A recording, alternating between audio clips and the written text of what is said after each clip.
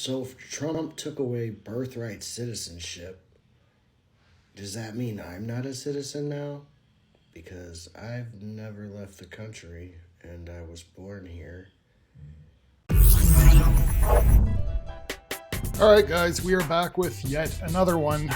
I gotta be honest with you guys, I have hunted down in the past 2 weeks so many clips that at this point I'm getting confused when I go on my hard drive. I have so much stuff, it's so cluttered, and I go back into older folders that I downloaded from days ago, and it's like, how have I not used this? How have I not used? I almost have too many clips. So I bundled some together for you guys again. I know I've been saying it the past couple videos, and I'm just going to make a quick one and keep it shorter. Today, I believe I'm actually going to accomplish that. I'm trying to, not make every video near 30 minutes. They've been getting a little bit long lately. We are going right back in with the whining liberal men again. Let's do it. So when Trump wins, the people have spoken. But when Biden wins, the people try and tear down the Capitol. That doesn't make a lot of sense to me. Okay, maybe I overreacted. Maybe I was just a little bit emotional. Maybe I just need to suck it up and do the right thing and thank President Trump for saving TikTok. Maybe these nuts. Going into these next 4 years, I think it's very, very important to keep in mind that you're going to hear a lot of, he didn't mean it like that. And I think it's very, very important to keep in mind that he absolutely did mean it like that. Do not ever let anybody tell you that what you see and hear is not real. I mean, I didn't think he was going to do all that. I wouldn't have voted for him if I knew he was going to do all that. Are you kidding me? Are you kidding me right now? No. He said he was going to do it. He spent how many years saying he was going to do exactly this? He stood on stage every night for 2 hours at a time. 2 hours at a time. He was dropping a Netflix special every day. Was he reusing material? Yes, because he said he was going to do the same stuff over and over and over again. His biggest fans, his best friends, they wrote a book. They said, not only is he going to do this, we're going to tell him to do this. We're going to tell him to do it on this exact date. It's our little project together. It begins in 2025. And what you say? That feels made up. Nah, you just made that up. I do my own research. You don't do research. You don't do anything. You complain in comment sections. Most of you aren't even real. I can tell. Half of you are AI chatbots trying to get me to click on a sneaky link. No, you're right. The baby said I should just focus on what I can do at home. Yeah, we're going to do that. So this guy's a pretty big guy on TikTok. He's actually got a pretty big following. He posts videos quite often and whatnot. So he's not like a YouTuber, as far as I know. I'm not sure if he's on YouTube. But he is another one of those guys that's acting like as if there's Republicans that are out there regretting what they've done. Yet, if with the position that he's in, with the following that he has, you think that he would be able to produce some type of evidence. I wouldn't have voted for him if I knew he was going to do this.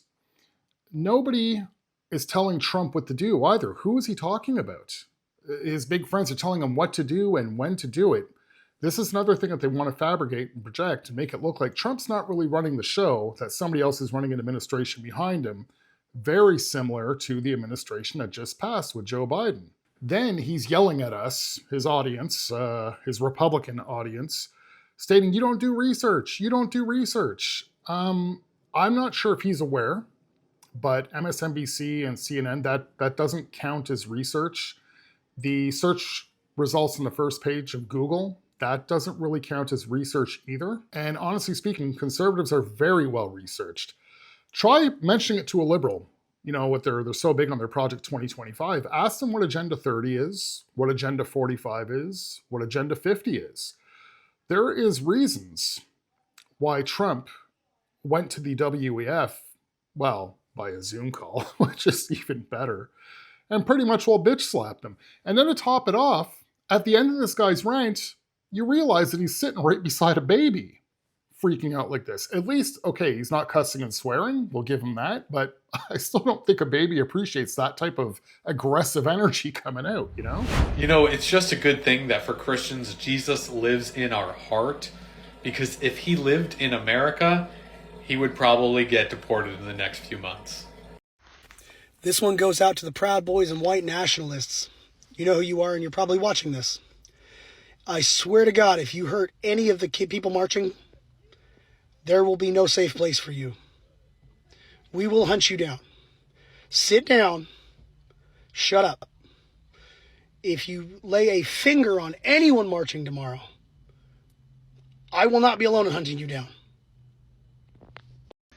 Hey MAGA, do you guys know that you are like super easy to bait, right? I mean, just look at the thousands of comments that you guys have left on my last couple of TikToks, okay? You guys did nothing but play right into my hand and expose yourself for exactly who you guys are, which are racist, homophobic, women-hating, trans-hating, cruel people, okay? You even attacked my dead father, okay? Sick. That is sick. So good job. Good job exposing yourself to the world, okay? And also, thanks for boosting my content. If you voted for Kamala Harris like me, then please comment on this video, like it, share it, follow me, and save me from the red side of TikTok, okay? I have somehow stumbled into red zone, and it is very scary there, okay? They keep commenting on my post, and I can't take it. This is going to be the best Trump news you receive all day. I promise you. Trump was talking all this smack on Truth Social, Twitter, calling Governor Newsom, Governor Newcomb. He's been saying all this inappropriate, immature garbage about a governor that actually cares about his people, something that Trump wouldn't understand.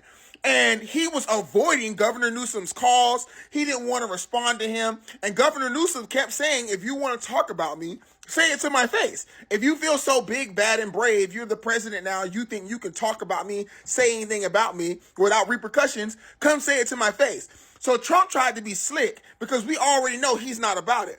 Trump tried to be slick and show up in California, and Governor Newsom was like, cool, bet.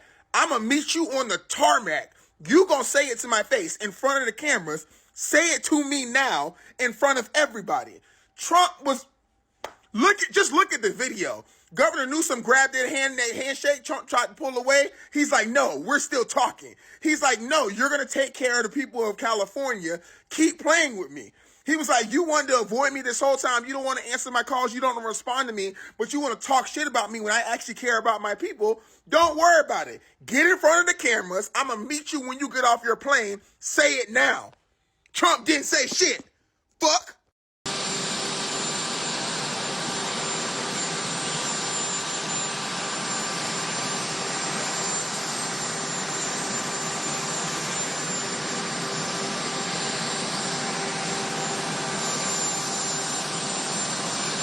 I appreciate the governor coming out and meeting me, Kevin.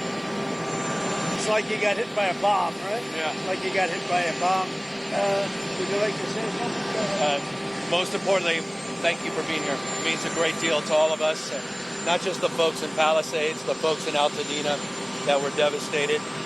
We're going to need your support. We're going to need your help. You were there for us during COVID. I don't forget that. And I have all the expectations that we'll be able to work together to get this speedy recovery. We will. We're going to get it done. And again, we'll be talking a little bit later, and we'll get it worked out, okay? I appreciate it, Mr. President. Thank you, guys. Thank you. Thank you. Thank you. And we're going to get it completed. They're going to need a lot of federal help. Unless you don't need any, which should be okay. We're going to need a lot of federal help. So we're going to take care of things.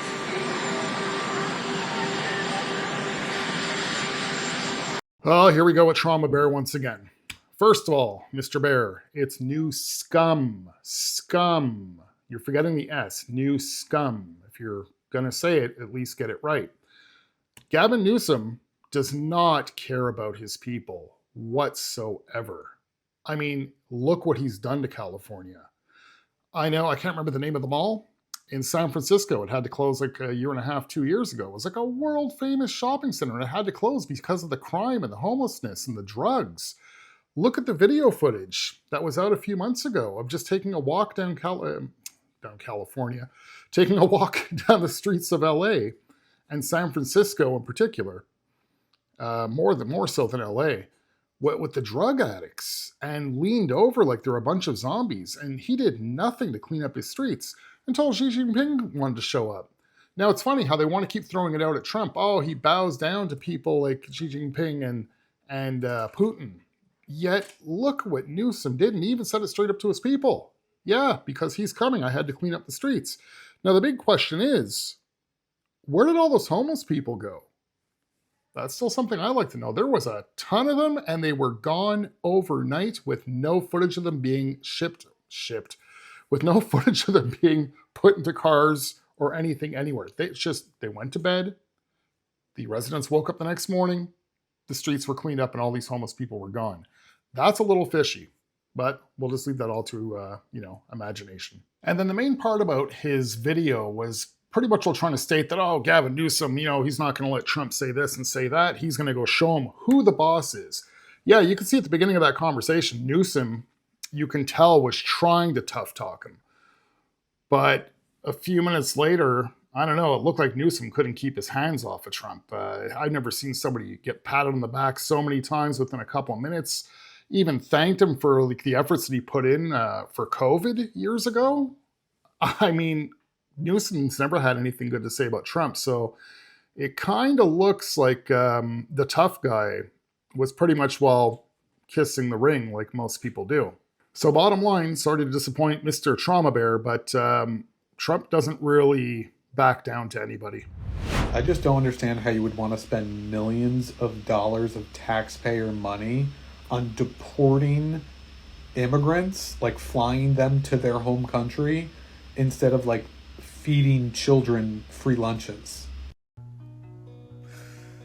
Donald Trump is a treasonous piece of shit and a national embarrassment.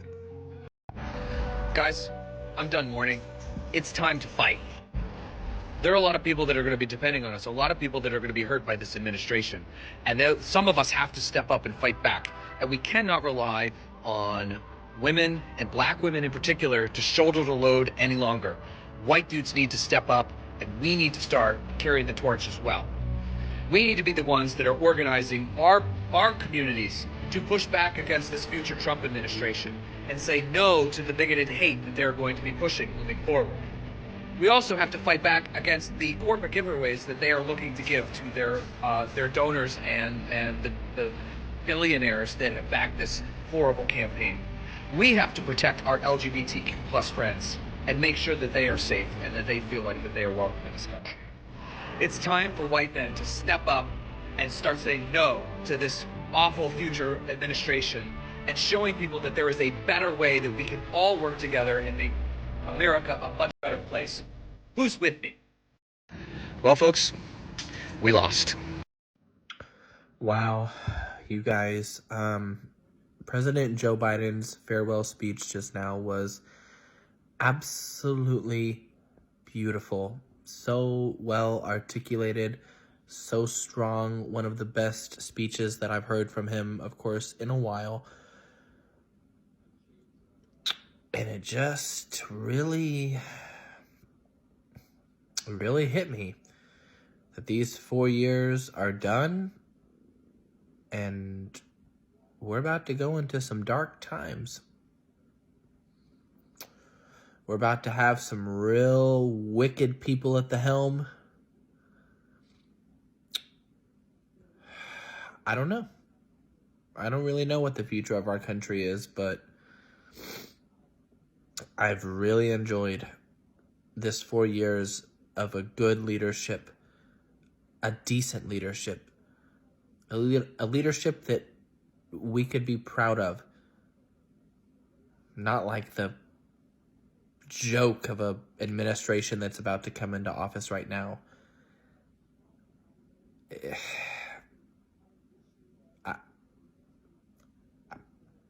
I don't even know what to say. I'm speechless, honestly. The whole thing is shocking. I still really can't wrap my head around the fact that we're really about to go into another fucking Trump presidency, that our country really did this again.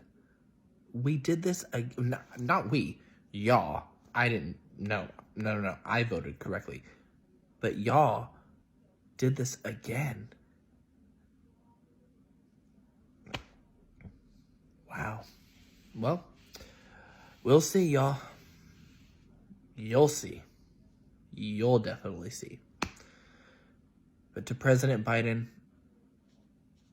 thank you, sir. Thank you. You will be missed. And to the rest of the world and our country, may God be with us these next 4 years. All right, so I've had my hands on this clip since Biden's farewell speech, and honestly, I just forgot I had it, and I wanted to use it. This is a great clip. I had to actually even jot down things that he said. That it was beautiful, well articulated. No speech by Biden is well articulated. Talking about the dark times and the wicked people that are going to be at the helm. How could anybody in their right mind have actually enjoyed the past, like where were you the past 4, were you in the States for the past 4 years, or were you on vacation somewhere? Who could have enjoyed living under the past 4 years of that administration? Things are terrible. Then he actually has the nerve to film on camera and publish it that it was good leadership, decent leadership. And he doesn't mean decent like, oh, it was an okay job. No, like that they were decent, good people. A leadership that we can be proud of. Proud of what? Biden didn't really accomplish much. And if you ask any liberal, what's the first thing they always say? Oh, $35 a month insulin for old people. Okay, that is helpful. Yeah, okay. But that's your big thing that you're going to go down in history with? That's your legacy? That's why Nancy Pelosi thinks that you should be up on Mount Rushmore? That doesn't really make much sense at all. Biden was easily the worst president in United States history. Then he states the joke of an administration that's coming in right now. Right now, it's January 25th. Trump is inaugurated on the 20th. We're not going to really give him that day, even though he did a few executive orders. But let's say he got to business on the 21st. I don't even know if Trump has done anything today. I haven't watched any news at all today. But we're still going to count it as the 4th day. In 4 days, Trump has done more than Biden in his entire term. And how many times have you heard Karine Jean-Pierre? We're talking about a president that has accomplished more in 1 term than most people have in 2. I'd still like to know what the hell she's talking about. Trump is the real deal. I cannot even believe, I don't think I've seen another president come in and take action like he has in the past 4 days and holding to his word everything he said he was going to do. Now, the liberals are going to talk about, well, where's those cheap eggs? Where's those cheap gas? There's other things that were much more important that had to be dealt with first, such as that wide open border. That's nothing to be proud of with the president that we just had. This guy is the absolute example of when I say that liberalism is a mental disorder. It's a mental illness. This guy truly believes everything he's saying. And President Biden, I would just like to thank you, sir. Oh, please. All right, guys, we got one more coming up. As usual, like, comment, subscribe if you guys are new. God bless, and I'll see you guys in the next one. I really don't understand in what world people consider Donald Trump to be manly or masculine in any way. He wears more makeup than any woman I've ever met. My mom, who's a lesbian, has definitely gutted more deers and changed more tires than that man ever has. I mean, come on, we're talking about a man who's had a chauffeur his entire life. He's never changed a tire in his entire life. I guarantee he's never chopped wood. He's never done any of the things that you would consider masculine in today's society. He's definitely not a handyman. I guarantee he's never built anything with his bare hands. He's never even dug a ditch. You're talking about a man who has literally spent his entire life as a pampered little spoiled brat with makeup and people testing his hair, and he's got to make sure his hair's just perfect or he's going to be free. In what world do you consider this man manly? It just blows me away. I've met children with more manliness than fucking Donald Trump.